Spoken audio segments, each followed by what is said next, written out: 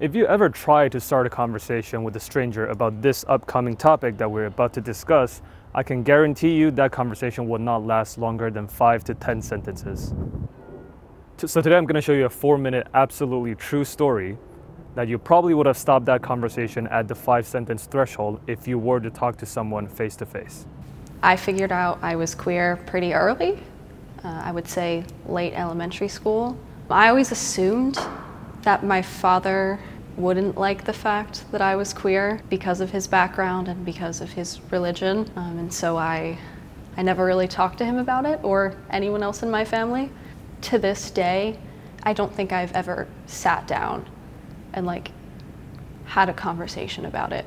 And I think a large portion of why that was because I wasn't comfortable, because I assumed they would hate it because they're religious. And they weren't comfortable because they did come from a background where it was not typical and they probably didn't know how to approach it, but I don't really know for sure because we've never talked about it. I think the most difficult part about that wasn't actually me knowing I was queer.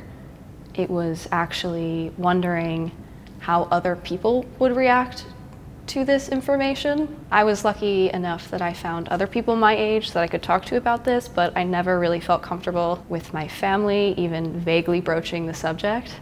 I wanted for a long time to be religious, but I never thought there was a place for me in that community, and I really struggled with understanding where I would even fit in a religious community.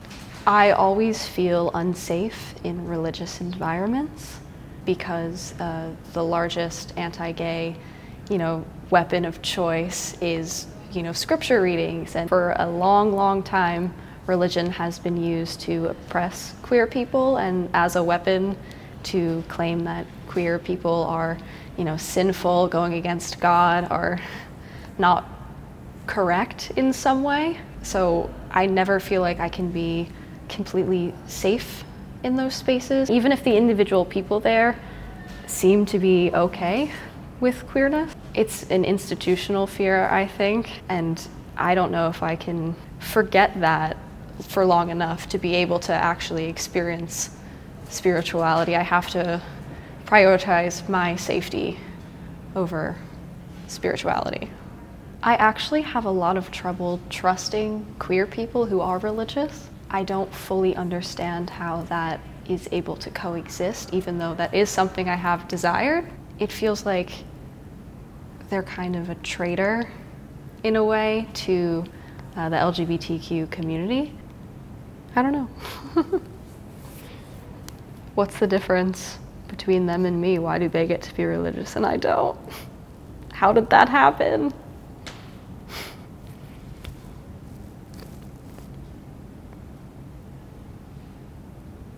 So I actually started working at a church 6 months ago. I'm a church singer, and initially it was really scary going into work every day, but the fear has slowly started to recede. As I have been around these people for the past couple of months, I've realized that there are actually a lot of super supportive members of the church. There's a lot of queer people in the church, surprisingly, and the pastors are actually really great.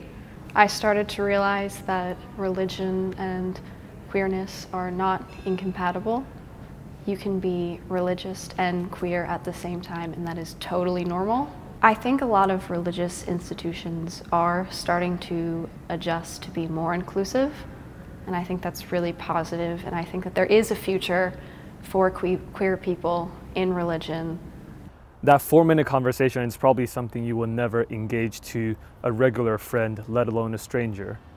It doesn't matter which side you team on this issue. It doesn't matter if you're religious or if you're an atheist. It doesn't matter if you're gay or if you're straight, because at the end of the day, the only thing that keeps us separated is the fact that we're not willing to open up and we're not willing to have an awkward and uncomfortable conversation. For a matter of fact, by just making this video and you watching this video is already doing something. If we never reach out and we always lock ourselves in our own community, the issue will never be solved. After watching this video, if there's only one thing you can do, step outside your comfort zone. Doesn't matter if you get to change them or it doesn't matter if they get to change you. By having that conversation, you're effectively solving half of the problem already.